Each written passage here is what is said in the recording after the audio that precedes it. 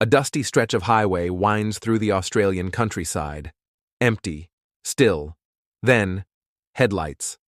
A silver Peugeot roars past. Inside the car are 5 people. Silent, tense.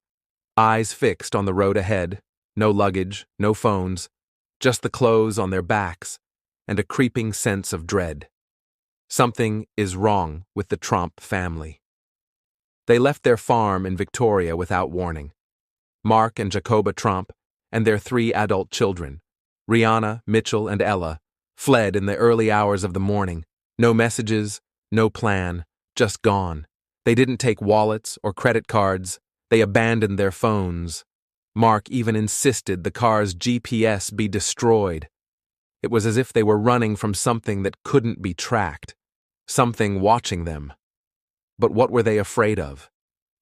The day they disappeared began like any other. A quiet morning on the Berry farm. Nothing unusual. Then suddenly, without explanation, they piled into the car and drove. No one spoke much. Tension simmered beneath the surface. Every glance was wary. Every decision panicked. At some point early in the trip, the parents made the kids ditch their phones, tossed out the window. No one could call for help. No one could track them. That was the point. And the farther they drove, the more the family unraveled. Within a few hours, Mitchell, the middle child, had enough. Whatever paranoia had taken hold of his family, he wanted no part of it. He got out, walked away, found his way home and called the police. But the others kept going. In Bathurst, more strange behavior surfaced. The daughters stole a car, then split up.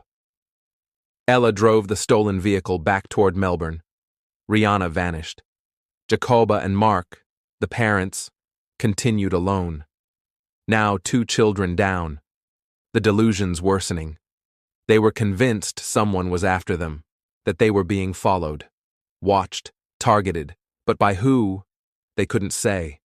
There was no name, no group, no proof, just fear. By now, the police were involved. The family was missing. The story made national news. A modern mystery unfolding in real time. A family of 5 simply breaks from reality, vanishes into the countryside. One by one reappears, confused, disoriented, alone. And then there was Rihanna. She turned up days later in the back of a stranger's truck, disheveled, shaking. She had no idea how she got there, no memory of the last few days. She was hospitalized for observation.